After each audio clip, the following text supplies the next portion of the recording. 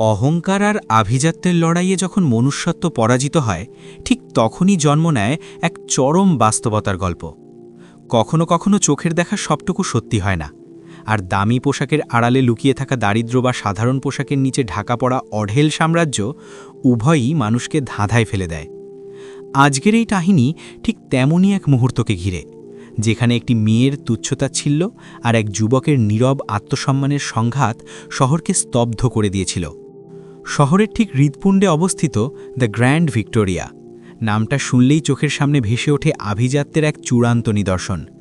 বিশাল কাঁচের দরজা ঠেলে ভেতরে ঝুঁকলেই মনে হয় বাইরের ধুলোবালি মাখা পৃথিবীটা যেন অন্য কোনো গ্রহে রয়ে গেছে। এখানকার এক একটি মখমলের চেয়ার কাভার থেকে শুরু করে ওয়েটারের হাতের ধবধবে সাদা ন্যাপকিন পর্যন্ত সব কিছুতেই লেগে আছে কোটি টাকার আভিজাত্যের ছোঁয়া। ছাদের বিশাল ঝাড়বাতিগুলো থেকে ঠিকরে পড়া আলো যখন মেঝের মার্বেন পাথরে পড়ে, তখন মনে হয় পুরো রেস্টুরেন্টটা হীরের টুকরোর ওপর ভাসছে।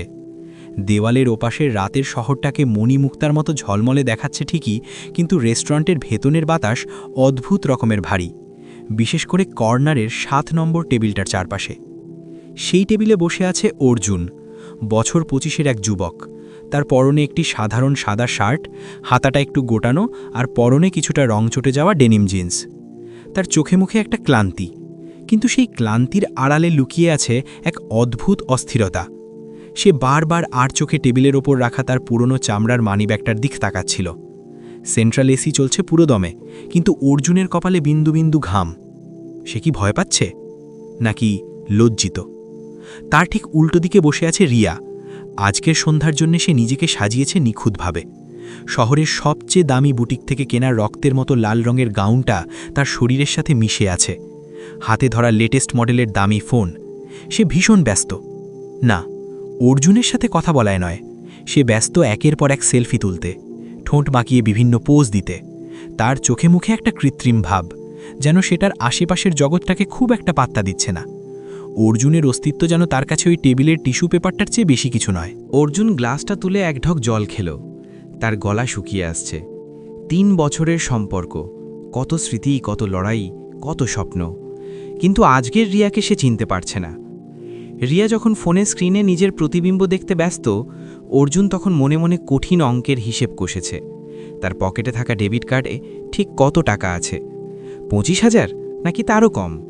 সে মনে মনে ভাবছে আজকের ডিনারটা যেন কোনোভাবেই তার সাধ্যের বাইরে না যায়। ঠিক সেই মুহূর্তে রেস্টুরেন্টের ভারী ওক কাঠের কারুকাজ করা দরজার ডরটা খুলে গেল। গল্পের মোড়টা ঠিক এখান থেকেই ঘুরল যখন প্রবেশ করল রাহুল। রাহুল হল রিয়ার প্রাক্তন প্রেমিক, যার হাঁটা চলায়, পোশাকে, এমনকি তাকানোর ভঙ্গিতেও লেখা আছে আমি টাকার মালিক। তার বাবার আছে এই শহরের অন্যতম বিশাল real estate business, city builders. Rahul একা নয়, সাথে তার ধনী সাঙ্গপাঙ্গরা। সে যখন হেঁটে আসছিল, তার জুতোর শব্দেই যেন একটা দম্ভ ছিল। রাহুলকে দেখেই রিয়ার চোখ চকচক করে উঠল। এই চকচক করাটা ভালোবাসার নয়, এটা হলো লোভের, সোনার খনি দেখার লোভ। রাহুল তাদের টেবিলের পাশ দিয়ে যাওয়ার সময় ইচ্ছেকৃতভাবে দাঁড়িয়ে পড়ল। তার মুখে এক তাচ্ছিল্যের হাসি। সে অর্জুনের দিকে তাকালো, যেন রাস্তার কোনো ধুলোকণার দিকে তাকাচ্ছে। রাহুল বাঁকা হেসে বলল, আরে রিয়া, তুমি এখানে? আর সাথে এটাকে? তোমার সেই কি যেন নাম? ও হ্যাঁ, অর্জুন, সেই স্ট্র্যাগলিং হিরো না? শব্দগুলো বিষমাখা তীরের মতো অর্জুনের বুকে বিঁধল। স্ট্র্যাগলিং হিরো? অর্জুন অপমানিত বোধ করল। তার চোয়াল শক্ত হয়ে গেল, কিন্তু সে ভদ্রতা বজায় রেখে মৃদু হাসল। সে জানত এখানে সিন ক্রিয়েট করা মানে নিজেকে ছোট করা। সে রিয়ার দিকে তাকালো। আশার রিয়া অন্তত বলবে রাহুলও আমার বয়ফ্রেন্ড, কথা সাবধানে বলো। কিন্তু হায়, বাস্তবতা বড়ই নিষ্ঠুর। রিয়া যা করল তা অর্জুনকে শুধু অবাক করল না, তার হৃৎপিণ্ডটা যেন মুচড়ে দিল। রিয়া রাহুলকে দেখে মোমের মতো গলে গিয়ে বলল, ও হাই রাহুল। আরে না, ও তো জাস্ট আমাকে এখানে নিয়ে আসার জন্য ছোট বাচ্চার মতো বায়না ধরেছিল, তাই নিয়ে এলাম। তুমি কেমন আছো? তোমার নতুন স্পোর্টস কারটা দেখলাম সোশ্যাল মিডিয়ায়, জাস্ট ওয়াও। মুহূর্তের মধ্যে অর্জুন প্রেমিকের আসন থেকে নেমে হয়ে গেল একজন ড্রাইভার বা সঙ্গী, যে শুধু বায়না ধরেছে। অর্জুনের আত্মসম্মানবোধ মাটিতে মিশিয়ে দিয়ে রিয়া তখন রাহুলের গাড়ির প্রশংসায় ব্যস্ত। রাহুল পকেট থেকে দামি সিগারেটের প্যাকেট বের করতে করতে বলল, থ্যাঙ্কস রিয়া, আসলে এসব সস্তা জায়গায় এখন আর আসি না, কিন্তু আজ একটু মিটিং ছিল তাই আসা। তা তোমার এই বয়ফ্রেন্ড কি আজকের এই বিল অ্যাফোর্ড করতে পারবে? এখানকার এক বোতল মিনারেল ওয়াটারের দাম ও তো শার্টের দামের চেয়ে বেশি। রাহুল এবং তার বন্ধুরা উচ্চস্বরে হেসে উঠল। সেই হাসি রেস্টুরেন্টের দেয়ালে প্রতিধ্বনিত হয়ে অর্জুনের কানে বিষ ঢেলে দিল। অর্জুন মুষ্টিবদ্ধ হাতের রাগ নিয়ন্ত্রণ করার চেষ্টা করল। সে রিয়ার দিকে তাকালো। আশা করেছিল রিয়া অন্তত রাহুলকে একটা কড়া জবাব দেবে, কিন্তু রিয়া উল্টো লাজুক হেসে বলল, রাহুল তুমিও না, ও চেষ্টা করছে বেচারা। তবে হ্যাঁ, তোমার স্ট্যাটাসের সাথে তো আর কারো তুলনা হয় না। ভাবুন একবার, যার জন্য অর্জুন তার জীবনের সব কিছু বাজি রেখেছে, সে আজ অন্য পুরুষের সামনে তাকে বেচারা বলছে। রাহুল যাওয়ার আগে অর্জুনের কাঁধে একটা থাপ্পড় দিয়ে বলল, অল দ্য বেস্ট ব্রাদার, বিল দিতে না পারলে আমাকে কল দিও, আমার ড্রাইভার এসে দিয়ে যাবে। অপমানটা ছিল সূঁচের মতো তীক্ষ্ণ। রাহুল চলে যাওয়ার পর টেবিলটা আবার নিস্তব্ধ হয়ে গেল। অর্জুন শান্ত কিন্তু ভারী গলায় বলল, রিয়া তুমি ওকে কিছু বললে না? ও আমাকে এভাবে অপমান করে গেল, আর তুমিও ওর সাথে তাল মেলালে? রিয়া কাঁধ ঝাঁকিয়ে নির্বিকারভাবে বলল, অর্জুন প্লিজ সিন ক্রিয়েট করো না, ও সত্যি কথাই তো বলেছে। ওর বাবার যা ক্ষমতার তোমার কি আছে? তুমি তো 3 বছর ধরে একটা স্টার্টআপের স্বপ্ন দেখিয়েই যাচ্ছ, বাস্তবে তো আমাকে একটা ভালো গিফটও দিতে পারো না। এখন চুপচাপ অর্ডার দাও, আমার মুড অফ হয়ে আছে। রিয়ার মুড অফ, আর অর্জুনের তার বুকের ভিতর যে রক্তক্ষরণ হচ্ছে তার দেখার চোখ রিয়ার নেই। অর্জুনের কার্ডে 25,000 টাকা আছে। সে মনে মনে হিসেব করে রেখেছিল দুজনে মিলে পরিমিতভাবে খেলে 15-16 হাজারের মধ্যে হয়ে যাবে। কিন্তু রিয়া আজ পণ করেছে সে আজ অর্জুনকে শুধু অপমান করেই থামবে না, তাকে নিঃস্ব করে ছাড়বে। সে ওয়েটারকে ডাকল। ওয়েটার মেনু কার্ড এগিয়ে দিল। রিয়া মেনু না দেখেই গড়গড় করে অর্ডার দিতে শুরু করল, যেন সে বাবার হোটেলে বসে আছে। একটা লবস্টার থার্মিডর সাথে এক্সট্রা চিজ, স্টার্টার হিসেবে প্রন ককটেল, আর মেইন কোর্সে অস্ট্রেলিয়ান ল্যাম্ব চপস, আর হ্যাঁ, ড্রিঙ্কস হিসেবে তোমাদের লিস্টের সবচেয়ে দামি ভিনটেজ ওয়াইনটা নিয়ে এসো। অর্জুনের চোখ কপালে উঠল। Lobster vintage wine. সে ফিসফিস করে বলল, রিয়া, এত খাবার আর ওই ওয়াইনটার দাম তো অনেক, আমাদের কি এত কিছু দরকার আছে? রিয়া মেনু কার্ডটা টেবিলে ছুঁড়ে দিয়ে বিরক্ত মুখে বলল, তুমি কি আবার টাকার হিসেব করছো? আজ আমাদের অ্যানিভার্সারি, আর তুমি এখানেও কৃপণতা করছো। যদি খাওয়াতে না পারো তবে বলো, আমি রাহুলকে ডেকে নিই। রাহুল নামটা দ্বিতীয়বার শুনে অর্জুনের পৌরুষে আঘাত লাগল। সে আর তর্ক করল না। সে ওয়েটারকে বলল, ও যা বলেছে সব নিয়ে আসুন। খাবার এলো টেবিলে। রাজকীয় আয়োজন, সুস্বাদু খাবারের গন্ধে চারপাশ ম করছে, কিন্তু অর্জুনের মনে তখন শ্মশানে নীরবতা। রিয়া তৃপ্তি করে খেল, প্রতিটি ডিশের সাথে ছবি তুলল, চেক ইন দিল, ক্যাপশন লিখল, luxury dinner with Pat company, কিন্তু একবারও অর্জুনের মুখের দিকে তাকালো না। অর্জুনের গলা দিয়ে খাবার নাম ছিল না, তার মাথায় শুধু একটাই চিন্তা, বিল কত আসবে। ঘড়ির কাঁটা টিকটিক করে এগোচ্ছে। ডিনার শেষ।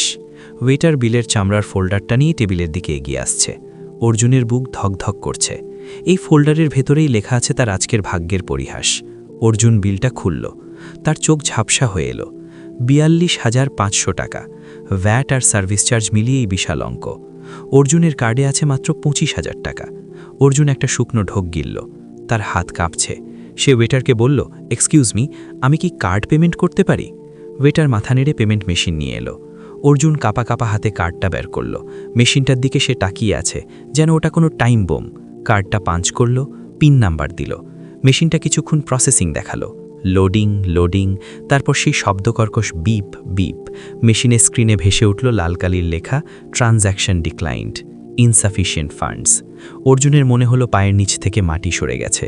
ওয়েটার দ্বিতীয়বার চেষ্টা করল, আবারও একই শব্দ। এবার ওয়েটার একটু জোরেই কিছুটা বিরক্তির সাথে বলল, স্যার, আপনার কার্ডে পর্যাপ্ত ব্যালেন্স নেই, অন্য কার্ড দেন। সেই মুহূর্তটি ছিল অর্জুনের জীবনের সবচেয়ে দীর্ঘ মুহূর্ত। রেস্টুরেন্টের আশেপাশের কয়েকটা টেবিলের মানুষ ফিরে তাকালো। অর্জুন রিয়ার দিকে তাকিয়ে আমতামতা করে বলল, রিয়া, আসলে আমার এই কার্ডটায় লিমিট ক্রস হয়ে গেছে মনে হয়। তোমার কার্ডটা কি একটু দেবে? আমি কাল সকালেই তোমাকে ক্যাশ দিয়ে দেব। প্লিজ সিচুয়েশনটা বোঝ। এই একটা কথা, মাত্র একটা অনুরোধ, আর তাতেই যেন বারুদের স্তূপে আগুন ধরে গেল। রিয়া তার হাতে থাকা দামি ওয়াইনের গ্লাসটা সশব্দে টেবিলে নামিয়ে রাখল। গ্লাস থেকে ছলকে পড়া লাল ওয়াইন সাদা টেবিল ক্লথকে লাল করে দিল, যেন অর্জুনের অপমানের রক্ত। রিয়া চিৎকার করে উঠল, হোয়াট? তুমি আমার কাছে টাকা চাইছো? তুমি আমাকে ডিনারে নিয়ে এসেছো, আর এখন বলছো আমার কার্ড দেবে? এর চেয়ে লজ্জার আর কি হতে পারে? অর্জুন ভয়ে ভয়ে চারপাশে তাকালো। সবাই তাদের দিকে তাকিয়ে আছে। সে অনুনয় করে বলল, রিয়া, আস্তে, সবাই দেখছে। আমার কাছে আসলে এত টাকা নেই এখন। বিলটা আমি এক্সপেক্ট করিনি এত বেশি হবে। রিয়া এবার চেয়ার ছেড়ে উঠে দাঁড়ালো। তার গলার স্বর এখন রেস্টুরেন্টের ব্যাকগ্রাউন্ড পিয়ানো মিউজিক ছাপিয়ে যাচ্ছে। সে বলল, এক্সপেক্ট করনি মানে? তোমার কি কোনো ধারণা নেই 5 স্টার রেস্টুরেন্টে খেতে হলে পকেটে কত টাকা রাখতে হয়? ভিখারির মতো চেহারা নিয়ে চলে এসেছো প্রেম করতে? ছি! আমার বন্ধুরা যখন বলতো তুমি একটা লুজার, আমি বিশ্বাস করিনি, কিন্তু আজ প্রমাণ হয়ে গেল। ভিখারি শব্দটা অর্জুনের কানে বাজল। অর্জুনের চোখের সামনে ভেসে উঠল 3 বছর আগের স্মৃতি। তখন রিয়ার বাবার হার্ট অ্যাটাক হয়েছিল। রিয়ার পরিবারের কাছে অপারেশনের জন্য 5 লাখ টাকা ছিল না। অর্জুন তখন নিজের শখের বাইকটা বিক্রি করে বন্ধুদের পায়ে ধরে ধার করে সেই টাকা জোগাড় করে দিয়েছিল। রিয়া সেদিন হাসপাতালের করিডরে অর্জুনের হাত ধরে কেঁদে বলেছিল, অর্জুন, তুমি দেবতা, আমি সারা জীবন তোমার দাসী হয়ে থাকব। আজ সেই রিয়া মাত্র 42,000 টাকার জন্য তাকে সবার সামনে ভিখারি বলছে। অর্জুনের চোখ দিয়ে জল গড়াতে চাইল, কিন্তু সে নিজেকে সামলে নিল। পুরুষদের কাঁদতে নেই, বিশেষ করে যখন তার পকেট খালি থাকে। রেস্টুরেন্টের ফ্লোর ম্যানেজার মিস্টার রায় এগিয়ে এলেন। লোকটার চেহারা বেশ কড়া, চোখে মুখে বিরক্তি। গোলমাল তার পছন্দ নয়। তিনি এসে বললেন, স্যার, ম্যাম, এখানে চেঁচামেচি করবেন না। বিলটা মিটিয়ে দিয়ে চলে যান। আমাদের অন্য গেস্টরা ডিস্টার্ব ফিল করছেন। রিয়া এবার ম্যানেজারের দিকে তাকিয়ে আঙুল তুলে বলল, ম্যানেজার সাহেব, এই লোকটা একটা ফ্রড। এ আমাকে বড় বড় কথা বলে এখানে এনেছে, এখন বলছে টাকা নেই। আপনারা একে পুলিশে দেন। আমি এই চোরের সাথে এক মুহূর্তও থাকতে চাই না। নিজের প্রেমিককে চোর আর ফ্রড বানিয়ে রিয়া নিজেকে বাঁচাতে চাইল। ম্যানেজার অর্জুনের দিকে তাকালেন, তার দৃষ্টিতে সন্দেহ। স্যার, এটা কি সত্যি আপনার কাছে টাকা নেই? অর্জুন মাথা নিচু করে বলল, স্যার, আমার কার্ডে কিছু টাকা কম আছে। আমি আমার এক বন্ধুকে ফোন করছি, ও পাঠিয়ে দেবে। আমাকে আধ ঘন্টা সময় দিন। ঠিক সেই সময় পাশের টেবিল থেকে রাহুল উঠে এলো, সেই এক্স বয়ফ্রেন্ড, হাতে দামি হুইস্কির গ্লাস। সেই বিদ্রূপের হাসি দিয়ে বলল, কি বলেছিলাম রিয়া, ওর মুনদ নেই। ম্যানেজার, ওর বিলটা আমি দিয়ে দিচ্ছি। বেচারাকে আর অপমান করবেন না। আসলে গরিব ছেলেরা 5 স্টারে এলে এমনই হয়। রাহুলের এই দয়ার আঘাতের কাছে মৃত্যুর চেয়েও যন্ত্রণাদায়ক মনে হলো। অর্জুন চিৎকার করে উঠল, না, আমি কারো দয়া চাই না, আমি বিল দেব, আমাকে সময় দিন। আর তখনই রিয়া অর্জুনের গালে ঠাস করে একটা চড় মারল। রেস্টুরেন্টের সবাই স্তব্ধ হয়ে গেল। পিন পতন নীরবতা। রিয়ার চোখ দিয়ে যেন আগুন বেরোচ্ছে। সে হিস করে বলল, আবার বড় বড় কথা? রাহুল বিল দিচ্ছে, চুপচাপ মেনে নাও। আর শোনো অর্জুন, আজ থেকে তোমার আর আমার সব সম্পর্ক শেষ। তোমার মতো অপদার্থের সাথে জীবন কাটানোর চেয়ে না কাটানোই আমি পছন্দ করব। রিয়া রাহুলের হাত ধরে বলল, চলো রাহুল, এই সস্তা লোকটার ছায়া থেকেও আমি দূরে যেতে চাই। ম্যানেজার এবার সিকিউরিটি গার্ডদের ইশারা করলেন। দুজন বিশাল দেহী গার্ড এসে অর্জুনের 2 হাত ধরল। ম্যানেজার বললেন, স্যার, আপনি বিল না দেওয়া পর্যন্ত কিচেনে বাসন মাজবেন নাকি পুলিশে দেব, সিদ্ধান্ত আপনার। অর্জুন অপমান, যন্ত্রণা আর হিত ভাঙার এক অদ্ভুত মিশ্রণে পাথর হয়ে দাঁড়িয়ে রইল। তার হাত ধরে টানছে গার্ডরা, সবাই দেখছে, কেউ কেউ ভিডিও করছে। ঠিক সেই মুহূর্তে রেস্টুরেন্টের ভিআইপি লিফটের দরজাটা ডিং শব্দ করে খুলে গেল। লিফট থেকে বের হয়ে এলেন একজন মধ্যবয়স্ক ভদ্রলোক, পরনে ইটালিয়ান স্যুট, চোখে রিমলেস চশমা, সাথে 4 জন বডিগার্ড। তিনি আর কেউ নন, এই রেস্টুরেন্টের মালিক এবং দেশের অন্যতম শীর্ষধনী জনাব অশোক গুপ্তা। তার পেছনে হন্তদন্ত হয়ে ছুটছে রেস্টুরেন্টের general manager. Floor manager mister Roy তার বসকে দেখে ভরকে গেলেন। তিনি দ্রুত অর্জুনকে ছেড়ে দিয়ে সোজা হয়ে দাঁড়ালেন। এমনকি রাহুলও একটু নড়ে চড়ে দাঁড়ালো, কারণ অশোক গুপ্তা তার বাবারও বিজনেস পার্টনার। অশোক গুপ্তা সোজা হেঁটে এলেন সেই জটলার মাঝখানে। তার দৃষ্টি সরাসরি অর্জুনের ওপর নিবদ্ধ। অর্জুন তখনও অপমান আর যন্ত্রণায় মাথা নিচু করে দাঁড়িয়ে আছে। গার্ডরা তাকে ধরে আছে। অশোক গুপ্তা বজ্রকণ্ঠে হুঙ্কার দিলেন, তোমরা কার গায়ে হাত দিয়েছ জানো? ম্যানেজার রায় তোতলামি করে বললেন, স্যার, মানে এই লোকটা বিল দিতে পারছিল না আর ফ্রড করছিল, তাই। আর কোনো কথা শোনার আগেই অশোক গুপ্তার রায়ের গালে সজোরে এক থাপ্পড় মারলেন। সেই শব্দের প্রতিধ্বনি পুরো হলে ছড়িয়ে পড়ল। তিনি চিৎকার করে বললেন, তোমার সাহস তো কম না, তুমি জানো ইনি কে? রিয়া এবং রাহুল অবাক হয়ে তাকিয়ে আছে। রিয়া ভাবল, হয়তো অর্জুনের কোনো আত্মীয় হবে, ড্রাইভার বা পিয়ন টাইপ কিছু। অশোক গুপ্তা অর্জুনের সামনে গিয়ে অত্যন্ত বিনয়ের সাথে মাথা নত করলেন।